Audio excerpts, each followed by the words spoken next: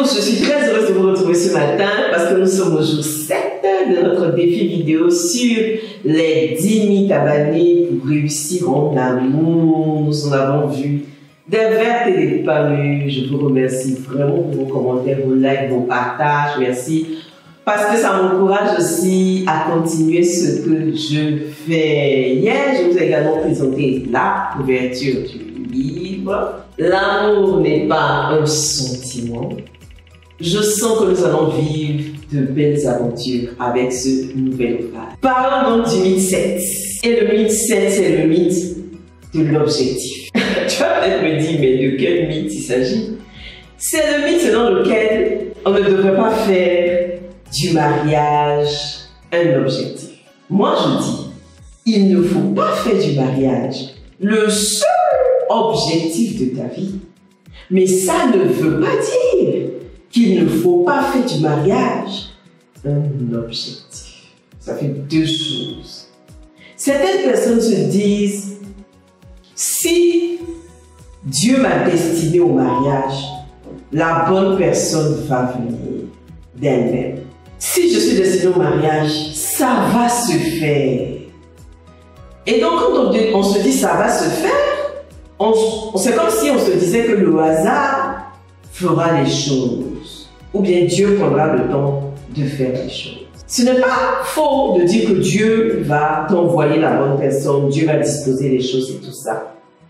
Mais, vous conviendrez avec moi que même dans la Bible, il y a des personnes qui ont eu à rater leur bénédiction ou retarder leur bénédiction pour une ou plusieurs raisons. Cela veut dire que quand bien même tu confies la chose à Dieu, tu as ton rôle à jouer, tu as ta part de responsabilité dans cet objectif qui est le mariage. Certaines personnes se disent, oui, ça va venir, Dieu va faire, et on croise les mains.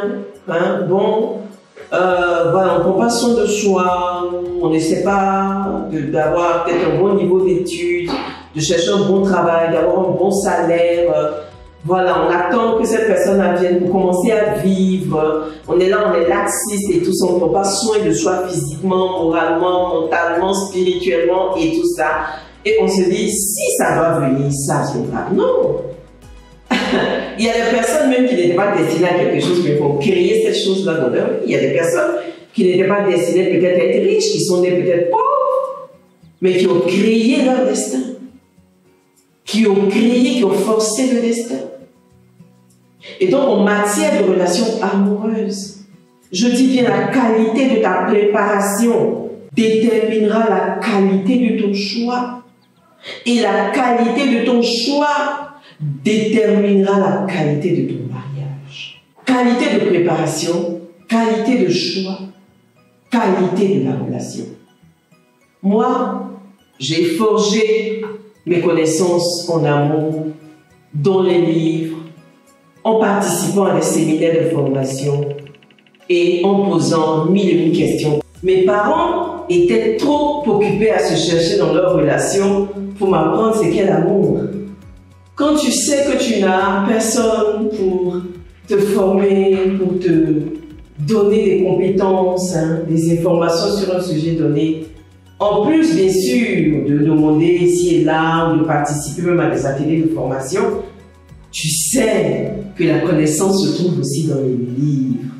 Moi, j'ai lu énormément de livres sur le mariage et une des choses qui m'a vraiment marqué, quand mon mari et moi, on s'est mis ensemble, quand j'ai aménagé chez mon mari, en fait, on avait plein de livres sur l'amour en deux, plein de livres sur le mariage en deux. Vous voyez, et je me suis dit, ah, ça m'a rassurée quant à la qualité de mon choix quand même. Je me suis dit, on a lu les mêmes choses, on a appris les mêmes choses, et donc on part sur de bonnes bases solides. Je ne dis pas ça pour que tu achètes mon livre, mais toi-même tu sais que la connaissance se trouve aussi dans les livres. Donc tu n'as pas d'excuse pour dire que oui, tu ne savais pas comment faire. Non, tu n'as aucune excuse aujourd'hui. Avec Internet, avec tout ce qui existe aujourd'hui sur les réseaux sociaux, tu n'as aucune excuse pour ne pas réussir ta vie amoureuse. Tu n'as aucune excuse pour ne pas faire du mariage un objectif comme il se doit. Le mariage est un objectif comme tout autre. Et comme tout objectif, tu dois bien définir ce que tu veux, clarifier ce que tu veux, donner une butée de temps à ce que tu veux et agir pour atteindre ton objectif. Si tu veux savoir comment agir pour atteindre tes objectifs en matière de relations amoureuses, je vais ouvrir très bientôt les précommandes du livre et tu pourras passer ta commande. D'ici là, dis-moi en commentaire ce que tu penses de ce mythe. Est-ce que tu as honte de faire du mariage un objectif? Si tu as aimé cette vidéo également, commente, like et partage. Et à demain pour le jour 8 de notre vidéo. Bisous, bisous.